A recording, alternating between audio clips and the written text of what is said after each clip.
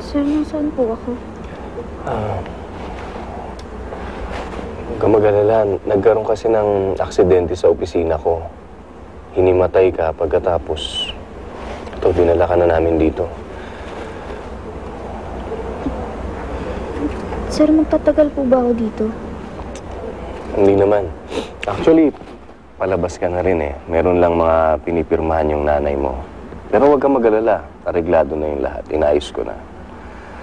Sabi rin ng doktor, hindi naman daw grabe. Kailangan mo na lang magpahinga. At kahit sa bahay, pwede ka na magpahinga. Sir Ferdinand, salamat po ah. Mo alalahanin yun. Alam niyo, kung di dahil sa inyo, wala na ako ngayon. Huwag kang magsalita ng ganyan. Diba, sinabi ko sa'yo, hindi kita pababayaan. Salamat po.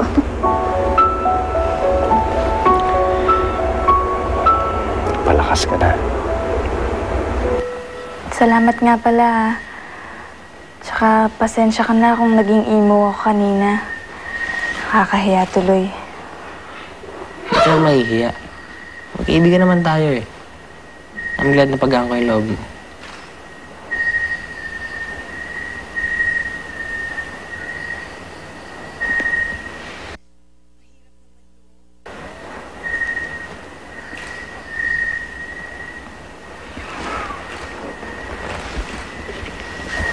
Catherine, okay ka na pala eh. Nag-alala ako sa'yo. Salamat po. Mabuti pa, kumain ka na muna, Catherine, para makapagpahinga ka na kagad. Pagkatapos doon na kayo tumuloy sa guest room para komportable kayo. Hindi ho. Ayos lang naman po kami dun sa kwarto namin eh. Sige, kumain na muna tayo.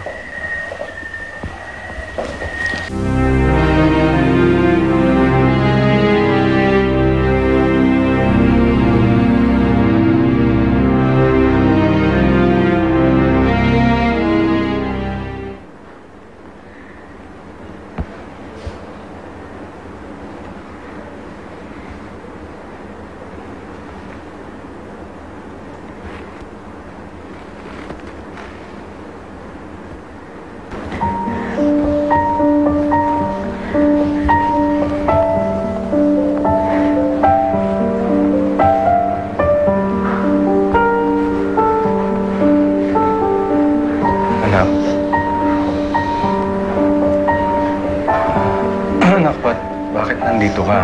May kailangan ka ba? Wala po.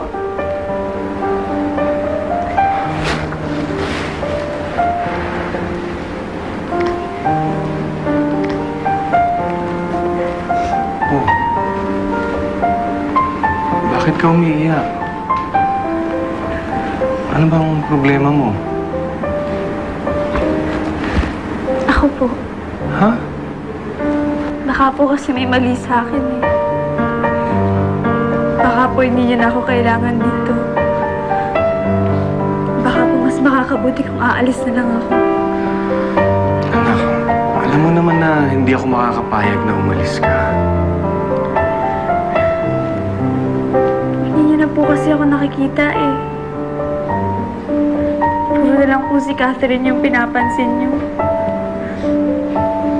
Simula po nung dumating siya dito, hanggang sa na-aksidente siya.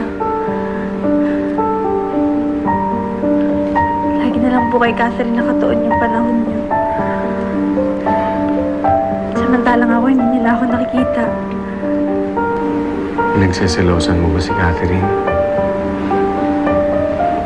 Anak, huwag mong pagselosan yung kaibigan mo. Alam mo naman na ikaw ang anak ko at mahal na mahal kita. Eh bakit po hindi yun yung nararamdaman ko? Bakit parang mas tinuturing niyo pa na anak si Catherine kaysa sa akin?